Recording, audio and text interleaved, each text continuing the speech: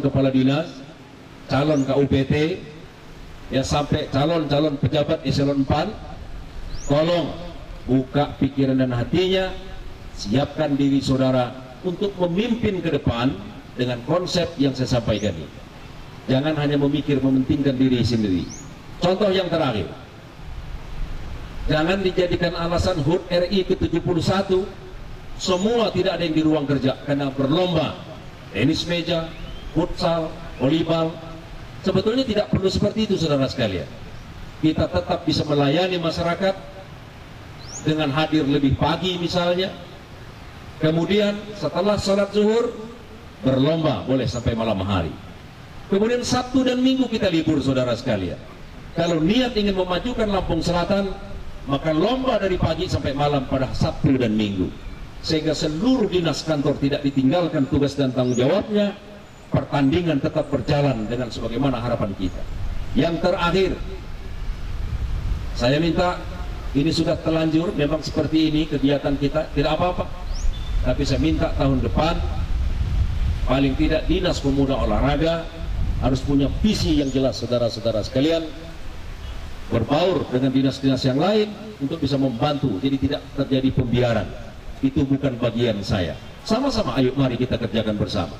Maka kalau kita bergandeng tangan, tidak ada batasan, karena ini kegiatannya di luar daripada ruang kantor, maka kita boleh bergandeng tangan. Kita bisa membedakan satu dengan yang lain saat kita bertugas di ruang kerja.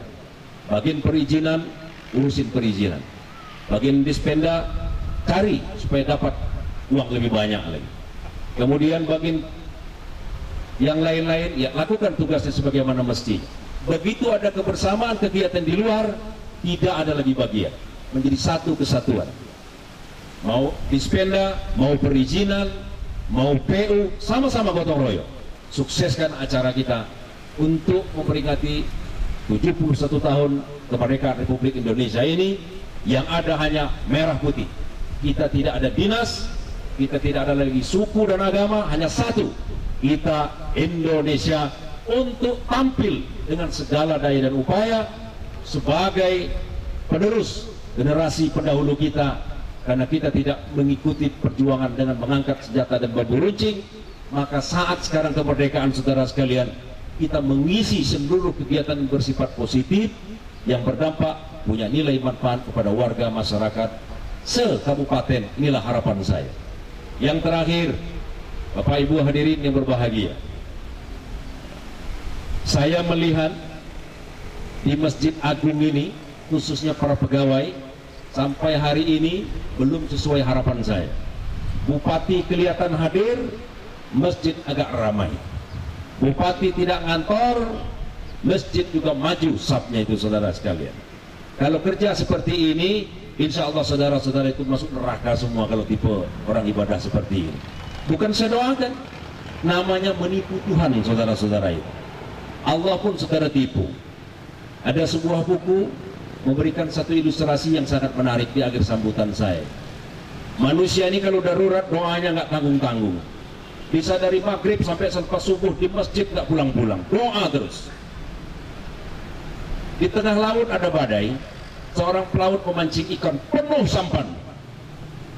Ada badai, dia bingung. Dia buang ikannya nggak dapat duit, tapi dia tahan ikannya, bisa terbalik perahu.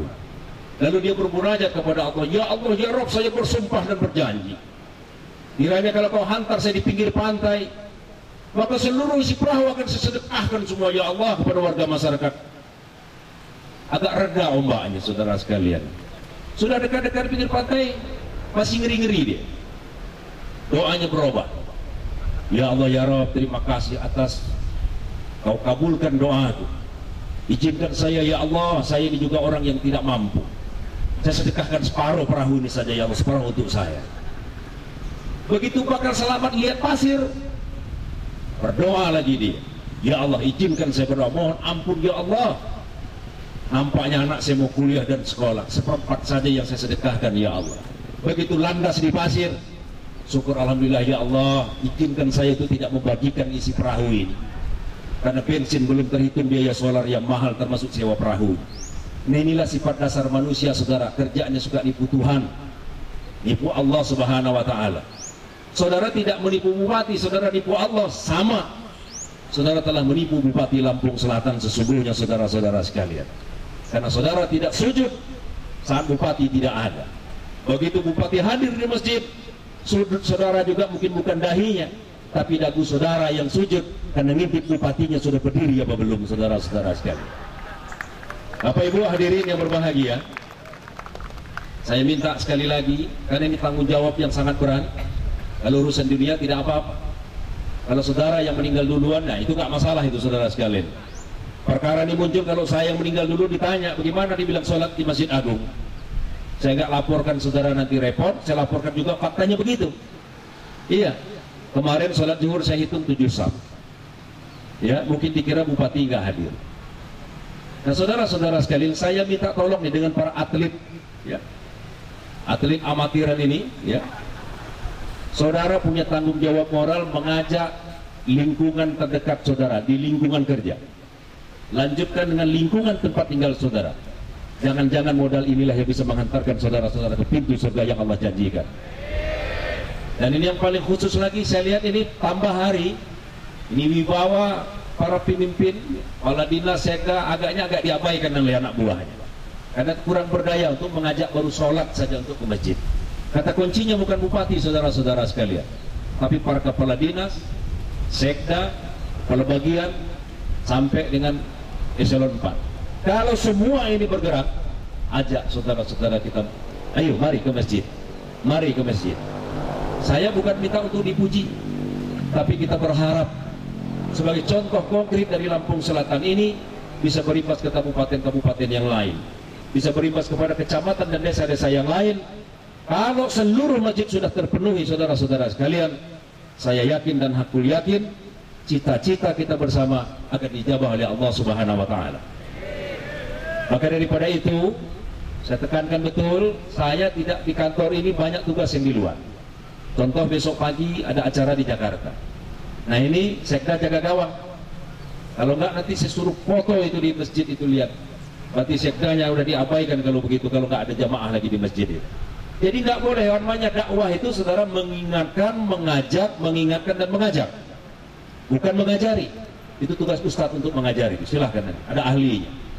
Dan alhamdulillah apa yang kita lakukan selama ini banyak menjadi perbincangan masyarakat banyak, khususnya di Provinsi Lampung. Orang banyak ingin mengikuti langkah-langkah konkret yang kita lakukan bersama di sini. Maka kalau ini bisa kita lakukan, olahraga saya yakin bisa maju, Bapak Ibu hadirin yang berbahagia. Sengaja saya panjangkan, saya ingin melihat fisik-fisik saudara yang mengaku atlet. Ya kalau nggak kuat ini udah teler, udah roboh semua. Tapi ternyata saudara memang atlet betulan, bukan amatiran. Tepuk tangan buat para peserta ya. Ini yang dapat saya sampaikan kepada Bapak Ibu hadirin yang berbahagia. Bertanding jangan dianggap kawan yang serius, tapi jangan pakai sengkat menyengkat. Ini kalau roboh bahaya, patah tulang karena umurnya sudah senja semua. Lawannya anak-anak muda ABG semua. Jadi jangan main sikat-sikatan. Bapak Ibu hadirin yang berbahagia, saya ucapkan selamat untuk pertandingan volleyball, tenis meja, futsal dan yang lain-lain barangkali menyusul. Mudah-mudahan dari kegiatan olahraga ini bisa merubah cara pandang, cara berpikir kita. Sesungguhnya kita adalah pelayan abdi masyarakat.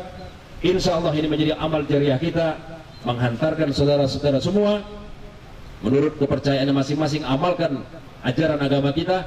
Mudah-mudahan selamat di dunia dan selamat di akhirat, dan selamat di dunia insya Allah saudara-saudara berjaya semua.